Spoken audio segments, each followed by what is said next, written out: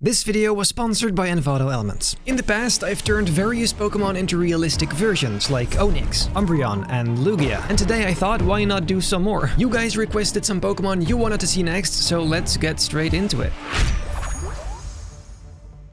Very quick thing, if you're interested in getting my PSD files, make sure to stay tuned, because later in this video I'll tell you more about that. Anyway, the first Pokemon for today was requested by SatterGirl2680, and that is Torterra. And I do remember this one to be one of my favorites back in the day. When I looked him up though, I came across this one, which is Mega Torterra, which is Torterra except Mega. Let's do that version instead, because he looks badass as hell. Now, since this video is sponsored by Envato Elements, I thought it'd be a fun challenge to only use stuff from their library. And since it is so large, it took me just minutes to find everything I need, like some trees, some rocks, a turtle, tortoise, really. Most of that is from the 3D section, great stuff. Anyway, let's get straight into it. Here's Mega Torterra in Photoshop. I started with the shell kind of thing on top and decided to steal this shell from this distinguished gentleman by cutting it out. And there you go. I popped it into my work file and started to adjust the shape. This was just the base though, because it'll be covered by these kind of rocks in no time. I took a bunch of them and aligned their shapes and positions with the original. It took a second, but eventually it looked like this. Now, before doing any of the shading, I wanted the bushy elements in there as well. So by copy and pasting this particular bush 20 times, that ended up like this. Now it really did come down to shadows and stuff to make sure it looks a little bit more realistic lighting wise. My main light would be coming from the left with an overall ambient light on top. To blend it together even further, I added a mossy texture to overlay on top of all of it, and that really helped. Makes the stone look nice and weathered. Now it is time for the tree. Using this basic tree stump, I kind of recreated a similar style tree that Torterra has. I erased the areas I didn't need, mainly the ground stuff, and quickly moved on to some simple shadows for accuracy. To match the greeniness of the tree, I tweaked the coloring quite a bit too, integrating it nicely with the landscape. Of course, we do only need the bottom, because for the top half I'm using this image. It is all pretty straightforward. I tried connecting the branches as naturally as I could, but it was definitely a tricky one. I even added an extra branch to kind of fill up the empty spaces. After some adjustments, however, it actually turned out quite nice. And with that, the shell part of Torterra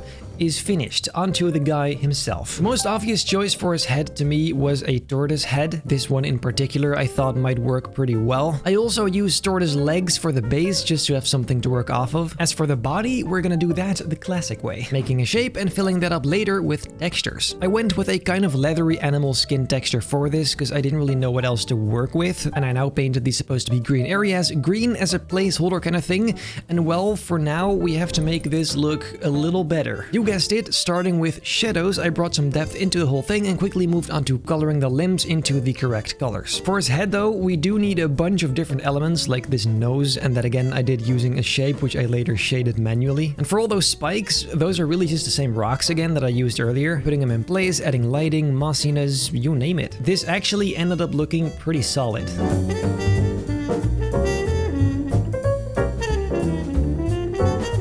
I won't waste too much time on the feet. It's again the same thing with rocks, just a different shape. To give it a nice final shine, I added subtle highlights onto the entire thing, and I was surprised to how much that did. Well, I suppose that is pretty much Torterra then. Mega Torterra. This one actually turned out way better than I thought. I'm very happy about that. And I even made a version where he's standing in a field like this, which I think looks pretty dope as well. Now, quick break for today's sponsor, Envato Elements. As you probably already know by watching my videos, it's my go-to library for digital assets like stock photo or stock video. As you can see in today's video, I use this for basically all of my Photoshop work, but also my video editing. If, for example, you need an overlay like lava or snow, just to give some examples. And I rarely talk about this, but their music library is also really impressive. You can use all of this stuff across all of your social media platforms because the licensing is incredible for non-commercial and commercial rights. Really, you're just completely covered. If after all these years of me yapping about Envato Elements, you still haven't gotten a subscription,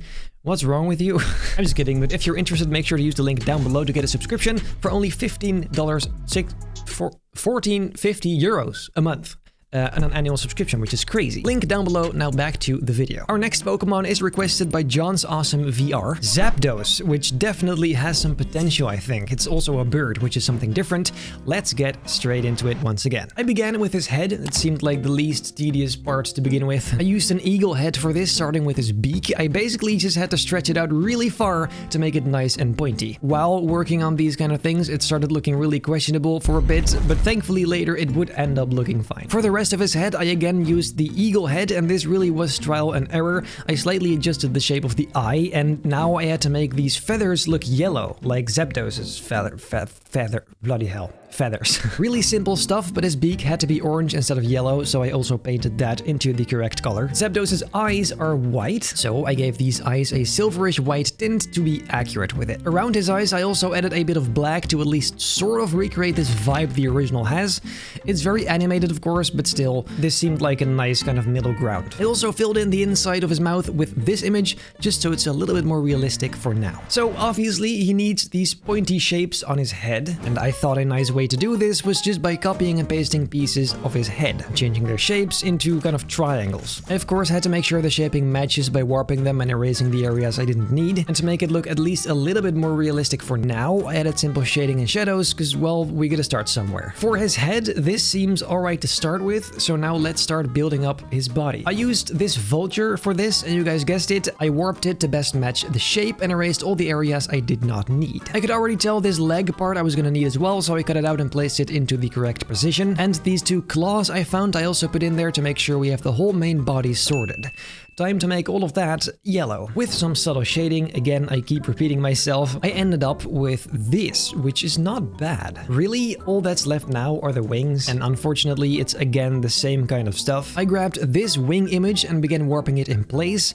His wings have a bunch of pointy shapes, so each individual point is a separate wing piece. It's a whole lot of copying and pasting, as you probably expected, but it does kind of work for this one. Once again, I applied the correct color to these wings, and the ones in the back are actually black, which is nice, because otherwise it's just all yellow. That's kind of boring. This same process is repeated for the wing on the other side, and believe it or not, for the tail as well. And with all that in there, we pretty much have all the elements we need. It was at this point I thought it'd be good to go over the entire thing with subtle highlights, to hopefully give it some more fidelity and depth. I had the idea to add lightning later all around him, so I definitely needed light coming from all directions on this one. And really, I was surprised by how much this helped. It just made the overall thing look a bit more realistic before and after. And that is Zapdos. Just a plain rendition was far too boring though, so I added a nice background with clouds, a buttload of lightning around him, some lovely glows to make it all pop, maybe some electricity on his body too, particles in the sky to enhance the lightning, and of course a camera raw filter to finish it off.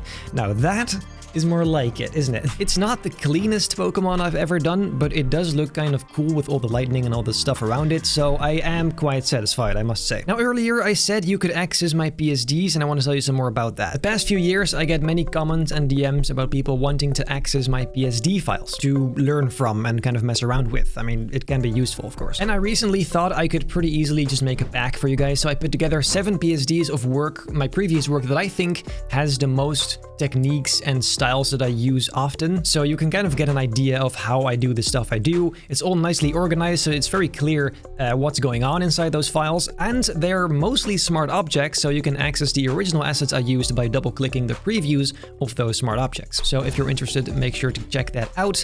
Could be useful, I don't know, whatever you want. Yes. Wow. Great speech. Anyway, finally for today, we've got Xerneas, which was requested by Hitsugaya Lover. I actually hadn't heard of this one, but I do like it, so let's give this a shot. For this one, we first gotta get rid of the background. We really just need the stag, so using the pen tool, I made short work of this. I even made sure the edge looks nice and furry. Fluffy. Furry. Whatever. Now the idea for this one is to cut off body parts and kind of liquefy and match the shaping of Xerneas' body. Piece by piece, limb by limb, I warped it into place, and this actually took way longer than I wanted it to. It was a very tedious process, but thankfully it did work, at least well enough for now, I guess. The neck and head definitely were the most goofy parts, but time hopefully will fix this. I positioned his eye where it's supposed to be and already tried adding some of those weird shapes on his face by using a cut off piece from his fur. All of that combined looked like this, which in my opinion was surprisingly clean considering what I've done so far. Anyway, Xerneas has a dark gray color, so using various adjustment layers I made that happen, which is kind of sad because I really liked it brown, but oh well. He also has these light yellowish stripes on his legs, so well, we need those too. First, I took care of the shaping and made it yellowish with hue and saturation. Once again, the edges needed to be nice and furry. At the bottom, however, those stripes kind of ended, they just stopped, and they shouldn't, so I manually drew those on there. It's definitely not identical, but it's good enough, I would say. Now for these flap kind of things on his chest, I used, again, some fur from his body. It is kind of just the same thing, liquefied to adjust the shape and match with the original. I did that on each side, and some shading like shadows and highlights really made it look not terrible. Obviously, these have to be blue, not gray. I painted with a bluish adjustment layer on top of the areas that needed to be, well, blue.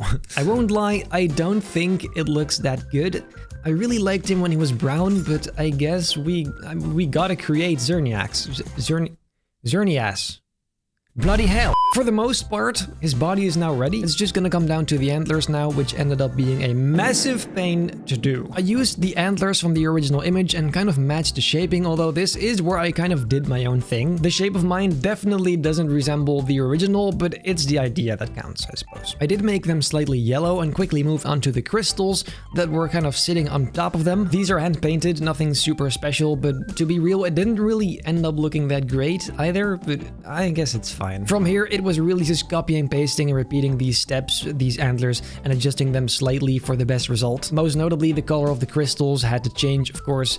Eventually, after way too much work, here is Xerneas. I'm not even gonna try. I can't lie, this is definitely my least favorite I've ever done. It's just boring. I don't know, I don't like it. It doesn't look that realistic either. Could be just me though, but it's another Pokemon to add to the collection, so that's nice. Now don't forget to check out Envato Elements if you haven't yet. And then I guess for today, that is pretty much it. If you like this video, make sure to leave a like, subscribe, hit the bell not to miss a single future video, and then I hope I'll see you in the next one.